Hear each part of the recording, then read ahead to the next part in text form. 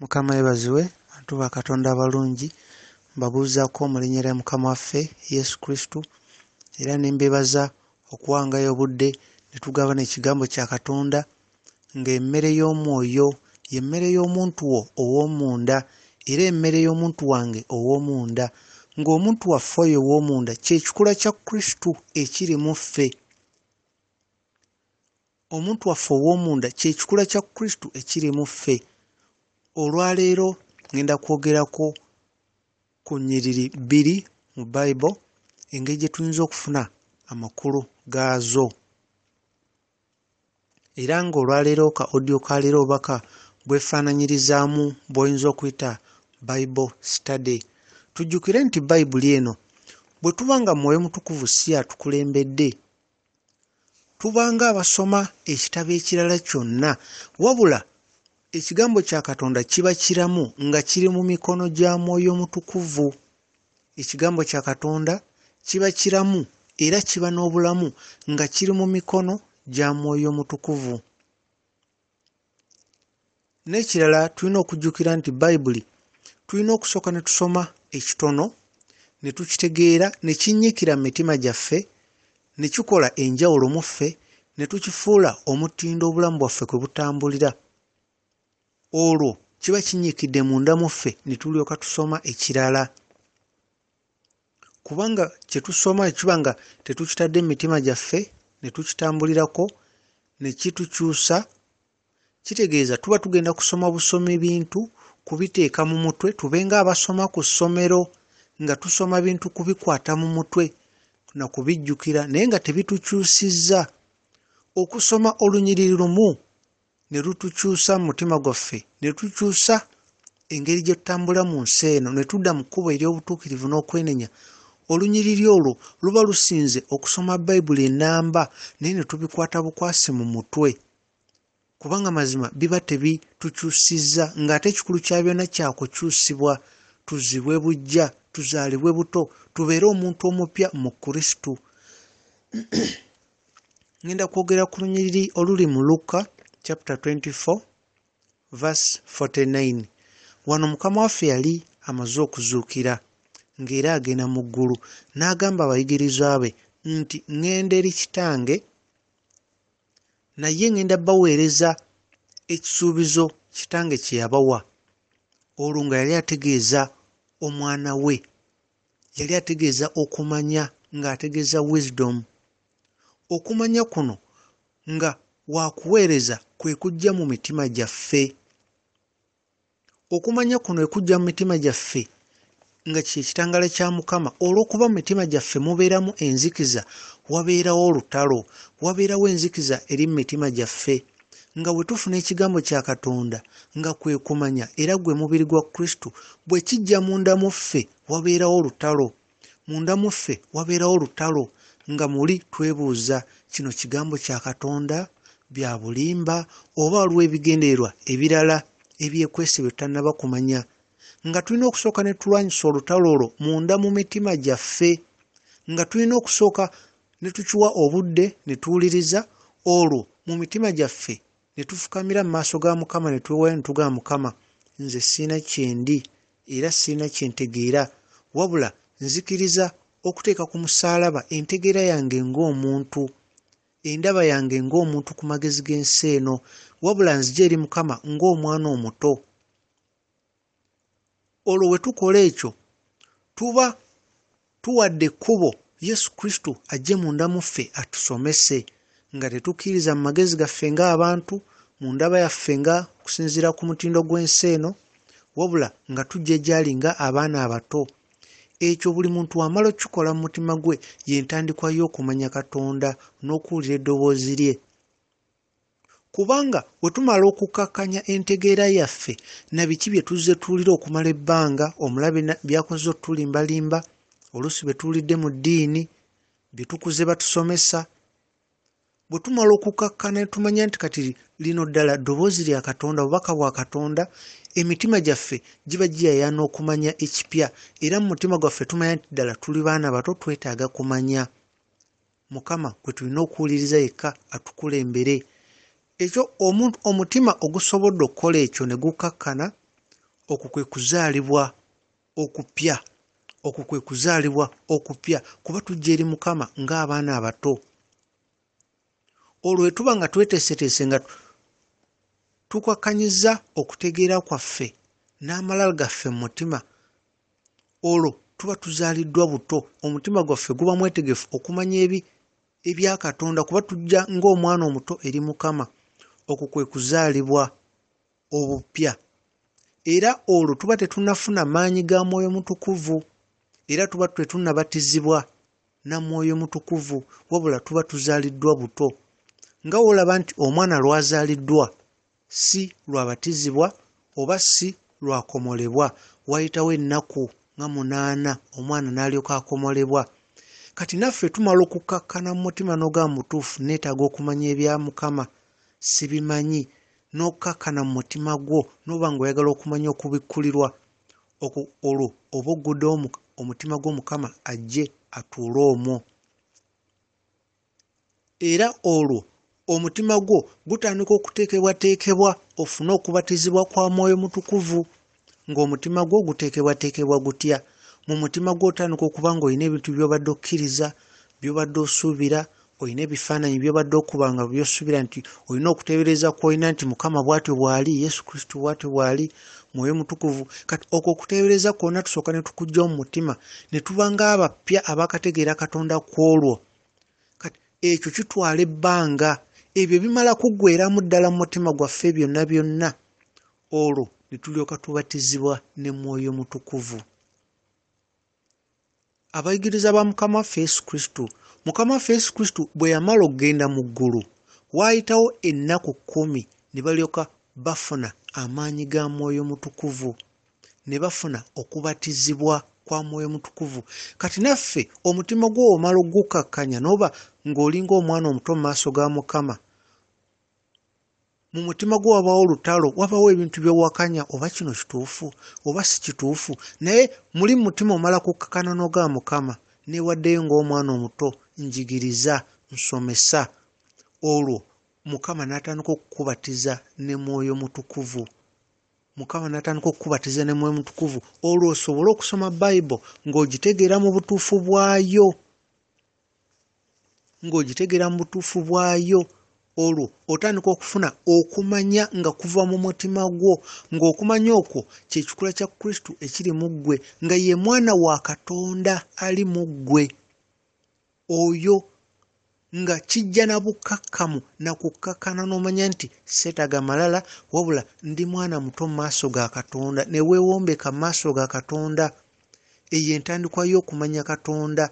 Era Mukama waffe Yesu Kristo kye yali ategeeza we yagamba nti ŋŋenda baweereza ekisuubizo Kitange kye yabasuubiza. Okwo kwe kumanya okubeera mu mutima gwo, naye nga kujja na bukakkamu n'osooka okkakkana n'ogamba Mukama, nzija gy'oli ng'omwana omuto atalina kyamanyi. Nze mbe mufu, okutegeera kwange, okumanya kwange n'amalala gange ag'ensi, na buli kimu kye ndowooza nti manyi Katonda, byonna byonna manye nti sina kye manyi, wabula nzija gy'oli gw'onsomese. Eyo entandikwa kwe kuzaalibwa okupya, eyo entandikwa y'okumanya Katonda. Ekyo Mukama kye yali ategeeza mu olunyiriri Luka 24 olunyiriri 49. Era olunyiriri olulala lwe ngenda okwogerako ye Mark chapter 5 verse 12. Mark chapter 5 okuva ku verse 1 okutuuka ku verse 17. Naye ng'okusinga ngenda kwogera nnyo ku verse 12. Naye nga byonna bye tugenda okwogerako, bw'olaba Mark chapter 5 okuva ku verse 1 paka 17, byonna byogera ku mwami oyo Mukama waffe Yesu Kristo gwe yagobamu emizimu. Naye ng'okusinga njagala okutunuulira nnyo ekigambo kye yayogera bwe yasindika emizimu egyasaba Mukama agisindike, at least gigende mu ensolo zigende mu mbizzi. Ekyo kye ngenda okusinga, kubanga mwalimu amakulu mangi dimoni we zaasaba Yesu Kristo nga zigamba waakiri tusindike tugende mu ggana ly'embizzi. Kati ekyo kye ngenda okwogerako kuba mwalimu amakulu mangi. Kye tulina okusooka okumanya nti waliwo enjawulo wakati w'ekigambo kya Mukama n'ebikolwa bye yakola. Buli kigambo kye yayogera ate waliwo n'ekikolwa ky'aba yakolerako. kati ekikolwa kyawukana n'ekigambo. Mukama yatuwa okumanya kw'ekigambo era kiwandiikiddwa mu byawandiikibwa, naye ebikolwa bye Mukama bingi tebyawandiikibwa era tetumanyi bingi ku bikolwa bye, naye nga mu bikolwa bye mwalimu okubikkulirwa, mwalimu ebyama bingi ebyali byoleka nti ddala Katonda yali azze mu mubiri ku nsi ng'ajjidde mu Yesu. Ekyama ekyo kyali mu bikolwa bya Mukama waffe Yesu Kristo bye yakola. Era bangi tusomye ekigambo kye ne tukitegeera, naye ate ne tuba nga tulina kye tubulamu mu kutegeera ebikolwa bye. Era nga n'abayigiriza be abo Mwoyo Mutukuvu be yasobosa okutegeera ebikolwa bye, nabo Mwoyo Mutukuvu yabagamba bakikuumenga kyakyama ebikolwa bye, olw'ensonga nga ensi tejja kusobola bitegeera, nga tetujja kusobola bitegeera. Era ne kino ekitono nnyo Mukama waffe Yesu Kristo kyatubikkuliddeko kye ngenda okwogerako, nakyo akitubuulira, naye nga nakyo kitono nnyo olw'ensonga nti ebikolwa bye okubikkulira okulimu tetunnatuuka kiseera kwa bitegeera, n'ekirala bwe tubitegeera byonna mu kiseera kino tebigenda tugasa, wabula atuwaako ekyo kitono ennyo, kuba ebikolwa bye singa okubikkulirwa okwali mu bikolwa bye ne mu kikolwa kino ekimu kye ngenda okwogerako singa kyawandiikibwa kyalibadde kibuna ensi emirundi 3, ate nga oboogera ku butandikwa. Kubanga Mukama waffe ye munene n'okusinga kye tusuubira, abeerawo emirembe n'emirembe, era yaliwo emirembe gyonna.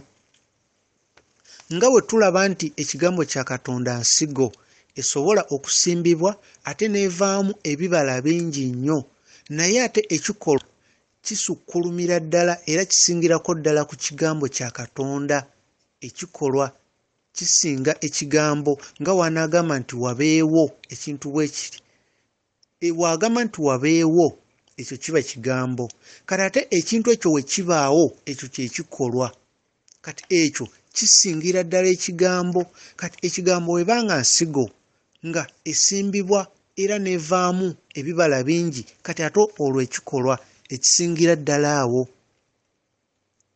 Mukama waffe Yesu Kristo atuwaako katono nnyo, atuwa okubikkulirwa katono nnyo ku bikolwa, ku kikolwa kye wano kye yakola okugobamu emizimu, tusobole okutegeera amakulu gaakyo.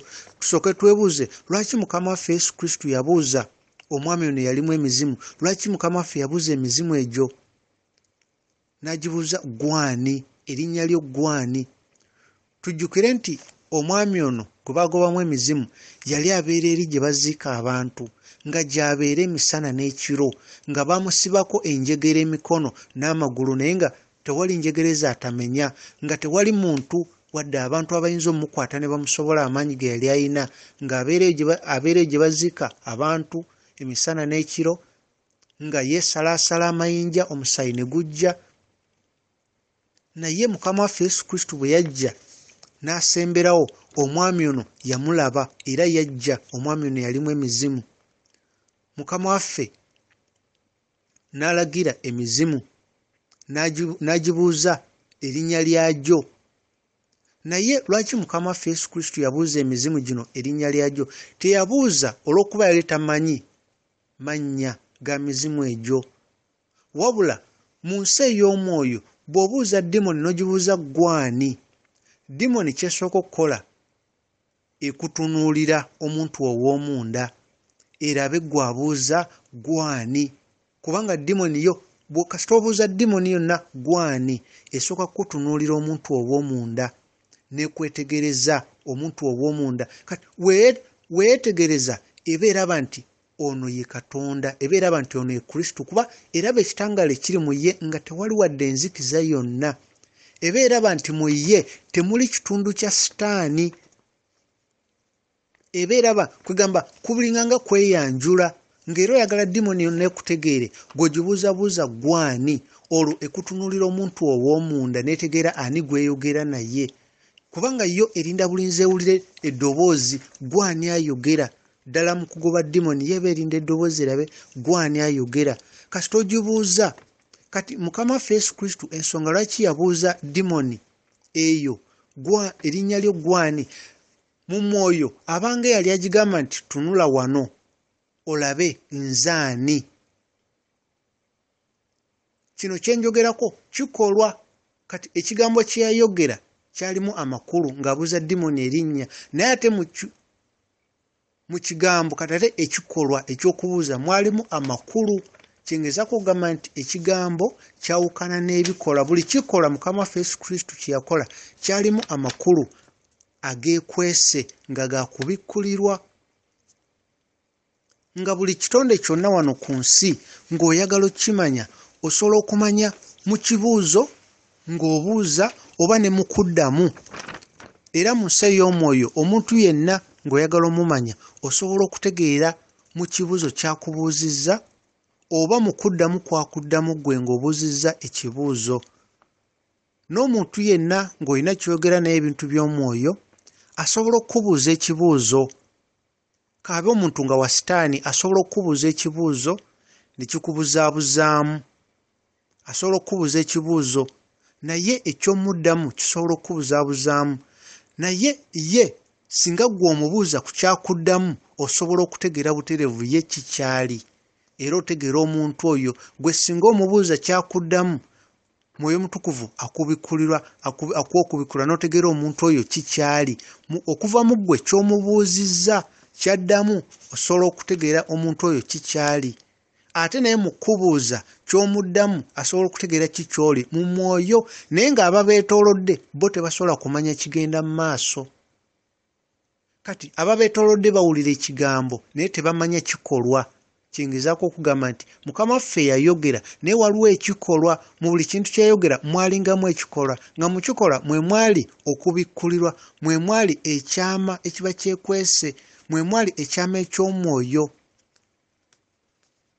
Mukama waffe Yesu Kristo yabuuza dimoni erinnya, era we yagibuuza gwani dimoni n'etunuulira Mukama waffe Yesu Kristo n'eraba nti mu ye temwalimu nzikiza yonna.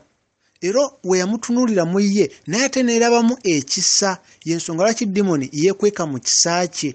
Engeri gye yeekweka mu kisa kya Mukama waffe Yesu Kristo, dimoni eno kwe kwogera n'egamba nti n'esaba dimoni basindike mu ggana ly'embizzi. Kitegeeza dimoni eba yalaba ekisa ekiri mu ye, eba yalaba ekisa ekiri mu ye, olwo n'esalawo okwekweka omwo. Era olunyiriri luno ngeza kukulaga nti Mukama waffe kye yayogera mwalimu amakulu amakusike. Mu kye yayogera obwogezi mwalimu amakulu. Dimoni yalaba obutuukirivu obwali Mukama waffe Yesu Kristo n'etegeera nti ono ye Katonda ataggwaawo. Era dimoni n'eddamu n'eyogera n'egamba nti ffe tuli legion. Dimoni yali etegeeza nti mu kubeerawo kw'ekitangaala, mu kubeerawo kwa Katonda ataggwaawo, nga dimoni etegeeza nti zizze mu bungi mu kubeerawo kwa Katonda ataggwaawo. Era ensonga lwaki dimoni ziba zikkiriza okuvaawo ne zigenda n'oba ogoba dimoni tegenda olw'okuba eddoboozi lyo, wabula egenda olw'ekikula kya Kristo kyerabye munda mu ggwe. Tesobola kubeera kumpi na kubeerawo kwa Mukama. Kino kibeerawo mu mwoyo gw'otegeera ekikolwa, naye abakwetoolodde bo bawulira ekigambo, naye nga bino bibeera bikolwa mu mwoyo. Dimoni ogibuuza gwani n'ekutunuulira omuntu ow'omunda. Y'ensonga lwaki tulina okutambulira mu butuukirivu, era bw'obutuukirivu obukulimu, era ekikula kya Kristo ekiri munda mu ggwe. Era eba tedduse ggwe ddoboozi lyo ng'omuntu, wabula edduka ekikula kya Kristo ekyo kyerabye mu ggwe, kuba eba tekulaba ng'eraba Kristo ali munda mu ggwe, nga bwe butuukirivu bwo ggwe ng'omuntu. Kati bino bye bikolwa ebibeerawo. Kati ngezaako okulaga ekikolwa ekyaliwo Mukama waffe nga agoba dimoni, kubanga zaalaba obutuukirivu obuli munda mu ye, era ng'obutuukirivu obuli munda mu ye ekitangaala kye kigoba dimoni ne zigenda. Kubanga ekikula kya dimoni, ekikula kyazo, ekizikiza ekizirimu teziyinza kukkiriza kubeera kumpi na butuukirivu bwa Mukama waffe Yesu Kristo. Naye dimoni bwe zaagenda, kubanga wano dimoni weba mu maaso ga Mukama waffe Yesu Kristo zikkakkana, kuba zimanya wano ziri kumpi n'ekitangaala naye we yazigoba ne zigenda. Tulaba nti we zaagenda mu ggana ly'embizzi ate amalala gaazo ne gaddamu ne gazuukuka ne zitwala embizzi zino okuyingira paka mu nnyanja. Nga ziyingira mu nnyanja embizzi ziffe mu mazzi naye dimoni zo zigende mu nnyanja zibeere mu nnyanja. ng'awo nawo waliwo ekyokuyiga ti dimoni eno we ziba nga zisibiddwa ziba ziina okunyigirizibwa naye ate bwe zisumululwa ate ziba n'amalala mangi. nga omwami ono gwe baagobamu emizimu akiikirira ensi yonna, akiikirira emizimu egiri mu nsi yonna. ono omwami gwe baagobamu emizimu akiikirira ensi yonna. olaba nti we bamugobamu emizimu ate emizimu egigenda nga gimaze okugobwamu okusumululwa ate olwo gituuka ate amalala ga dimoni ne geeyongera. awo nga waliwo ekyokuyiga ky'amaanyi. Dimoni zino zitwala embizzi mu nnyanja embizzi zigenda kufa naye dimoni zo zigende zeetaaye mu mazzi. olaba nti dimoni waliwo ekyokuyiga ti dimoni ekigendererwa kyazo mu nsi kutta kuzikiriza ate zo zigende zeetaaye. kubanga omwami ono akiikirira dimoni oba ekizikiza ekiri ku nsi eno. Yesu Kristo kyajja okugoba era nga kiraba Kristo ali munda mu ffe. nga kino kyakuyiga kiri wano kubanga mukama waffe Yesu Kristo ajja mu eno ensi erimu emizimu ng'era ajjamu n'ekigambo kye era wajja ensi eyagala okusumululwa okuva mu njegere eza dimoni. era mukama waffe wasumula dimoni eno naye ate munda muffe dimoni ate kwegamba wemala okusumululwa mukama wamala tugoba mu dimoni munda muffe ebikolwa byaffe ate dimoni amalala gaayo gakula.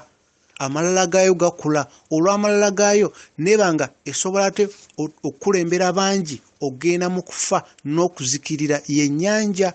kuba embizzi we zidduka ne zigenda mu nnyanja ate zifa naye dimoni zo ne zitafa. naye abeetoolodde bo wolaba olunyiriri olw'17 abantu abaaliwo baasaba Yesu Kristo abaviire mu kitundu kyabwe nga bo balaba ngatte azze okwonoona kubanga embizzi zaagenda mu dimoni ne zidduka ne zigenda mu nnyanja ne zifa. ng'ate bo balaba nga mukama waffe Yesu Kristo azze okuleeta obutabanguko, azze okuleeta ate okwonoona. kati ekyo nakyo tulina okufuna ekyokuyigamu. kati ensi engeri gyeramu mu Yesu Kristo eraba nga eyajja okwonoona okuggyawo emirembe gyabwe.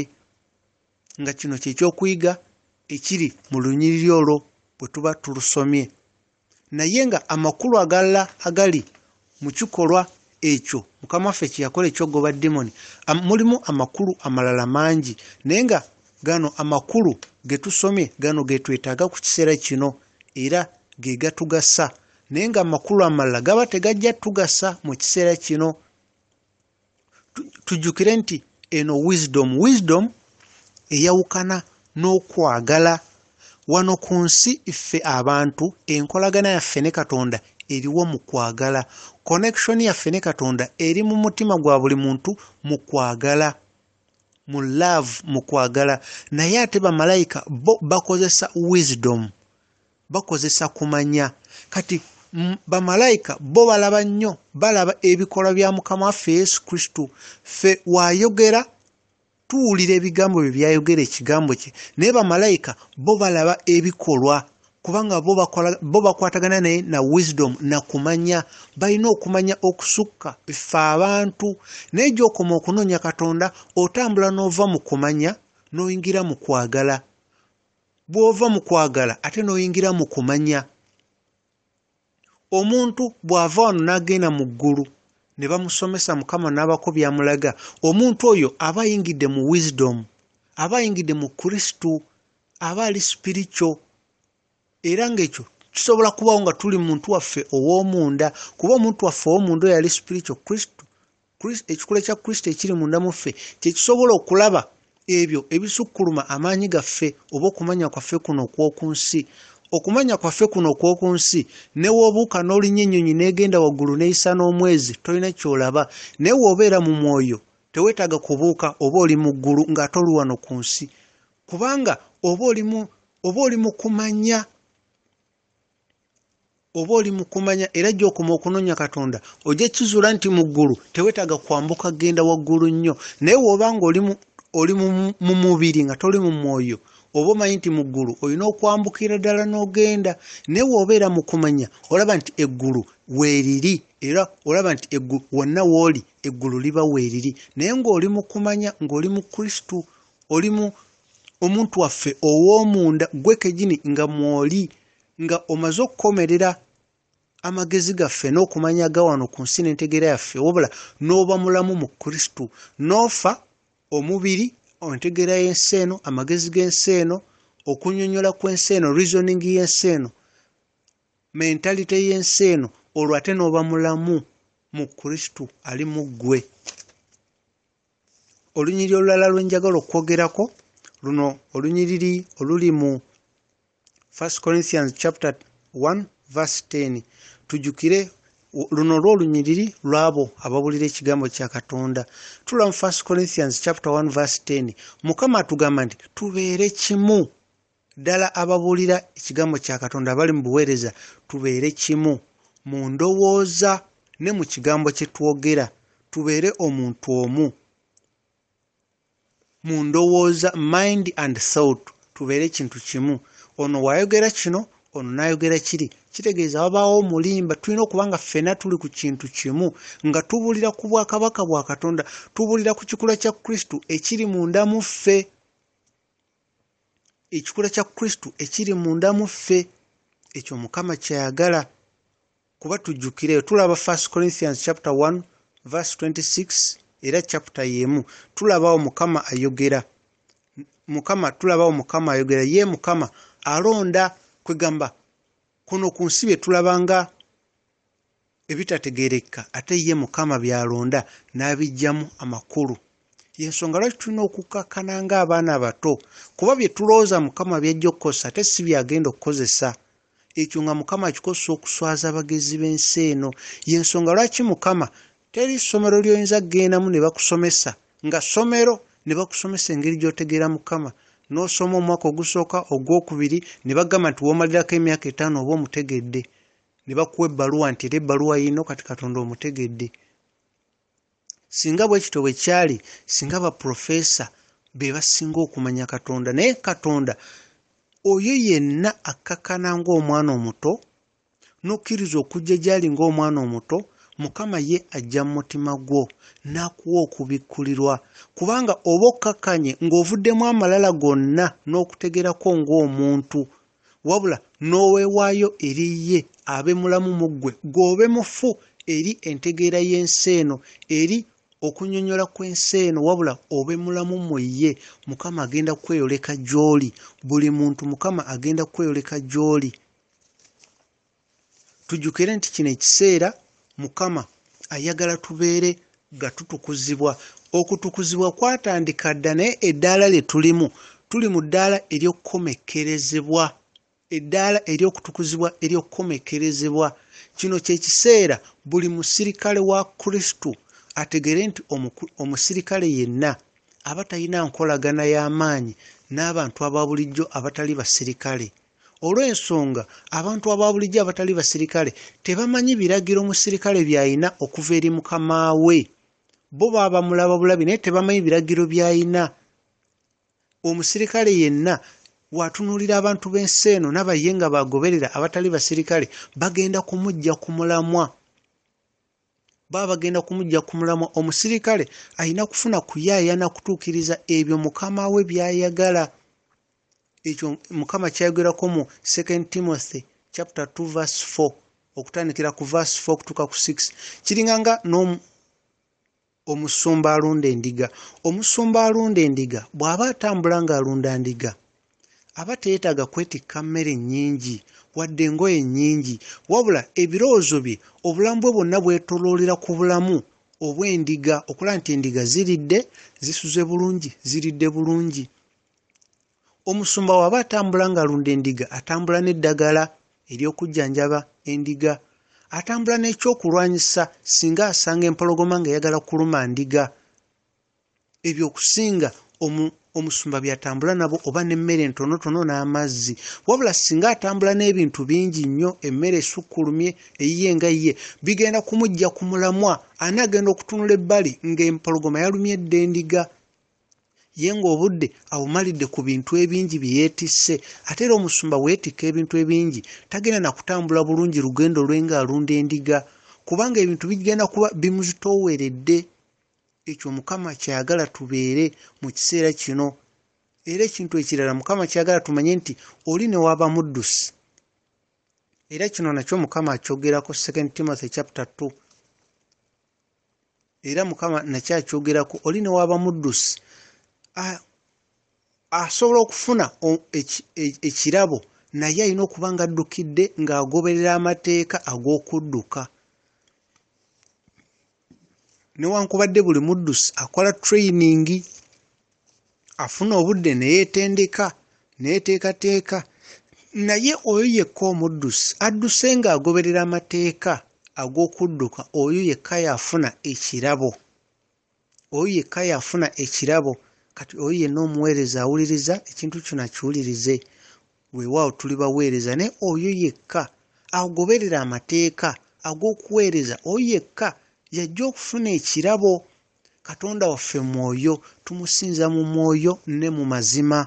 Oyo yekka amusinza mu mwoyo ne mu mazima yagenda okufuna ekirabo.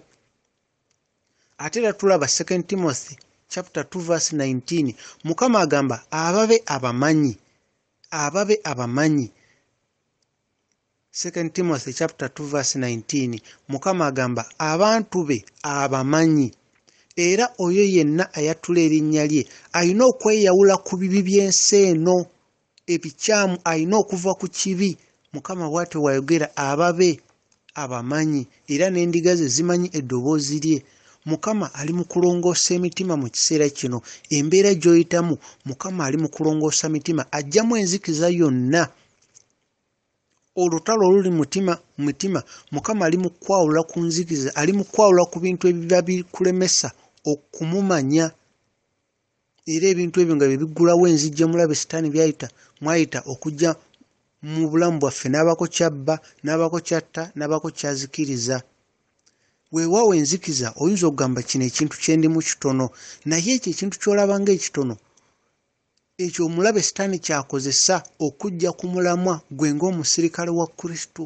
Alina okuba nga buli kiseera oli bulindaala, kuba omulabe waffe atambula ku nsi ng'empologoma anoonya ow'okuluma. Ebyokwegomba by'ensi eno tebiggwaayo. Gy'okoma okwagala kino oyagala kiri, oyagala kiri, oba ogenda kubeera mu kwegomba okutalibeeramu kukkutibwa, obutalibeeramu kumatira, nga bw'oyagala kino oyagala kiri, oyagala kino oyagala kiri, tebirigenda kuggwaayo. Gye tukoma okuwa Kristo obudde, gye tukoma okuba nga tweyawula ku nsi eno, gye tukoma okwewa ensi eno, tuba tukendeera ku budde bwe tuwa Mukama waffe Yesu Kristo. Tuli mu kuyita mu kiseera eky'okutukuzibwa. Tuli mu madaala agasembayo ag'okutukuzibwa. Tokkirizibwa kulekebwa mabega mu kiseera kino. Kino kye kiseera tweyawule ku ebyo byonna eby'ensi eno, enneeyisa ze twasikira, enneeyisa ez'okwegomba kwaffe ng'abantu. Ebyo byonna omulabe byakozesa ng'obutwa okutta n'okusannyalaza omuntu waffe ow'omunda, ekikula kya Kristo ekiri munda mu ffe. Era ng'ebyo omulabe ekyo ekibi kye tukweka mu mutima, omulabe kyakozesa okusaabulula obusobozi bwaffe okuweereza Mukama ng'abasumba era ng'abasirikale ba Kristo. Weewaawo ebiseera bingi mu kweyawula ku bintu by'ensi eno owulira obulumi mu mutima. Okweyawula ku byokwegomba by'ensi eno olaba nga owulira obulumi, naye tekyenkanankana ebyo Mukama byatuteeketeekedde. Era nga kino kikwata ku buli mbeera ya bulamu bwaffe bonna, mu buli buli kimu kye tuyitamu mu bulamu tulina okweyawula ku bintu by'ensi eno, tulina okweyawula ku kizikiza, tulina okweyawula ku kibi, tulina okutambulira mu butuukirivu kuba Mukama mutukuvu. Olugendo lwe tulimu olw'obutuukirivu lulimu abaddusi bangi, naye oyo yekka omuddusi agoberera amateeka yagenda okufuna ekirabo. Ekkubo erigenda mu ggulu funda, naye abalizuula batono, ne ku balizuula abaligoberera batono. Okusalawo kuli mu mutima gwo, ogendere mu gurupu ng'abo abagenda mu kanisa ne basaba nga basinza, oba obeere mu kwabo abagenda okujaguza ku lunaku olusembayo ng'oli wamu ne Mukama waffe Yesu Kristo. Y'ensonga lwaki okuuma omutima gwo, okuuma omutima gwange, tuba tulina okusaba buli kiseera ng'onooba olina emirimu gyo gy'okola ng'osaba ng'ogamba Mukama zijjaamu by'otayagala, onteekemu omwoyo gwo, okwagala kwo n'obulamu bwo. Mukama waffe Yesu Kristo yayita mu bulumi okutugula okuva mu kibi, okutusobozesa okuba nga tuva mu kibi. Iffe abazaalibwa mu kibi, Mukama waffe yayita mu bulumi, yayita mu bulumi nga naffe ekisaawa zino we tulaba nga tuyita mu bulumi okuva ku by'okwegomba by'ensi eno, bye tulaba ng'ebirungi ku maaso g'ensi, tulina okuyita mu obwo obulumi okubyerekereza ne tuba nga abatategeera okusinziira ku mutindo gw'ensi eno. Weewaawo tuyise mu bingi, naye mu kiseera kino by'oyitamu bye bisembayo. Oyinza okulaba ng'oyise mu bingi naye nga mu kiseera kino by'oyitamu bye bisembayo. Ekiseera kiweddeyo, ekiseera kiweddeyo. Tokkirizibwa kulekebwa mabega. Buli omu agenda kuyimirira mu maaso ga Katonda, buli omu nga omuntu omu. Tokkirizibwa kulekera mabega.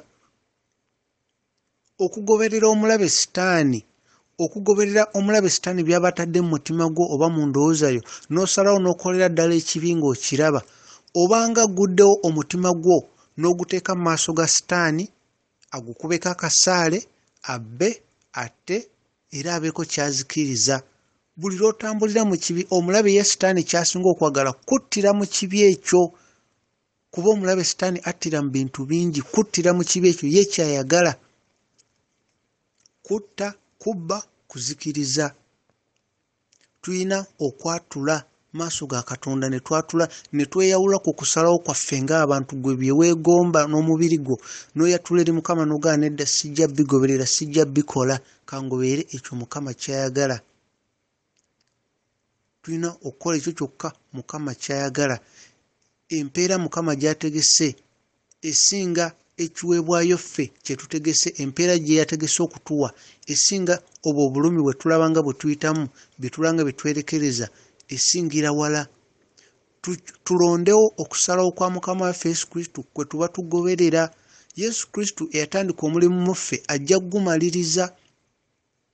Mukama ayagala nnyo n'omutima gwe otujjuzaamu omwoyo gwe, naye enzikiza, ekibi kye tukwese mu mutima, ekyo awo wennyini we kiri Mukama w'ayagala okutuula. Tweyawule ku by'okwegomba by'ensi eno, tuviire ddala ku kitibwa ekibi, tugumire obulumi obwo. We tuba nga ddala twagala okugenda mu ggulu, we tuba nga ddala twagala okubeera abawanguzi, amazima gali mu mutima gwa buli omu. Oweereze Kristo okutuuka ku lunaku olusembayo, oba oyogere bwogeze ku mmwa nti omugoberera, naye nga ku lunaku olusembayo ate ogende mu muliro ogutazikira. Tusomese kabeere baana, kobeere ng'olina omwana, musomese okusabira abaavu, musomese okuyamba abatayina. Tambula naye omulage olina okuyamba abatayina, olina okusabira abaavu n'oba osaba ng'ofukamidde ng'osaba. Ekyo kisomesa omwana agenda kiyiga kuva nga muto, era ojja kuba otutta obuvunaanyizibwa mu bulamu bw'omwana oyo, obulamu bwe obw'omu mwoyo.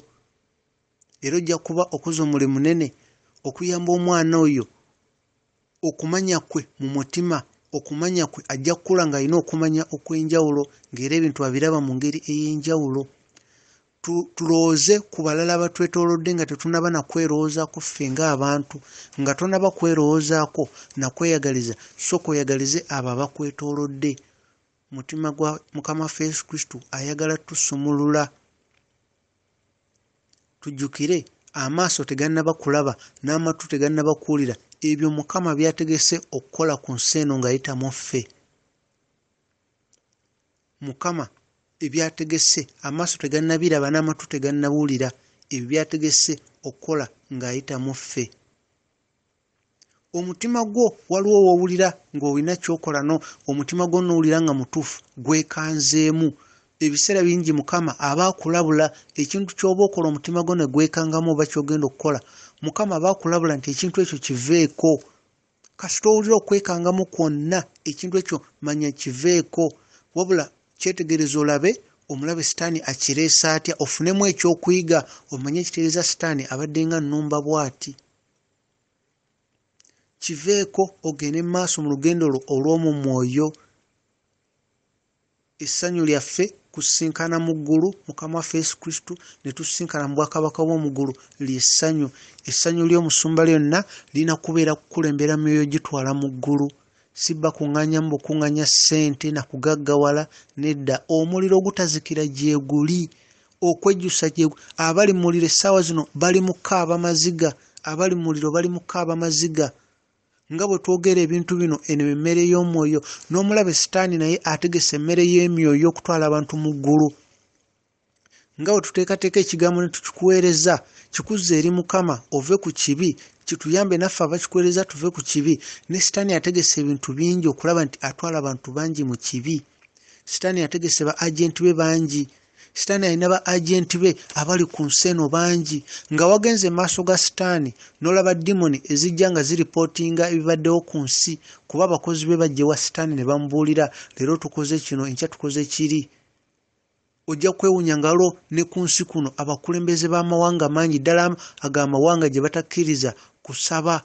Abo abasinga obungi abo abakulembeze baweereza ba Sitaani era nga Sitaani abakozesa okugaana okusaba mu nsi zaabwe kwegamba abagaana ensinzi ez'enjawulo mu nsi zaabwe.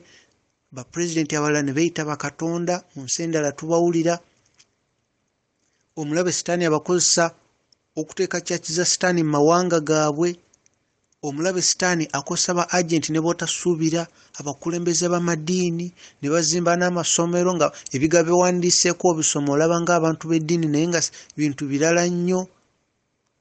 Ba agenti ba Sitaani bali mu masomero okusaasaanya emyoyo emibi, emize emibi, basajja kwagala basajja bannaabwe, bakyala kwagala bakyala bannaabwe. Bali mu masomero Sitaani yabateekayo abasasula abawa obugagga naye nga bye bigendererwa byabwe. Tulekeraawo okwegomba. Oba oli mwana wa ssomero teweegomba by'otategeera. Abantu abambala engoye ez'otategeera tobeegomba kutambulira mu gurupu zaabwe kubanga tomanyi ki kye bakola okubeezaawo obulamu obwo. Bakola ebyo obeegombe ogende gye bali bakutwale mu Sitaani bakuteekemu emizimu gya Sitaani. Oluvannyuma Sitaani akutte mu kabenje mu ndwadde omwoyo gwo agutwale mu muliro. Tuleme kwegomba bintu bye tutategeera.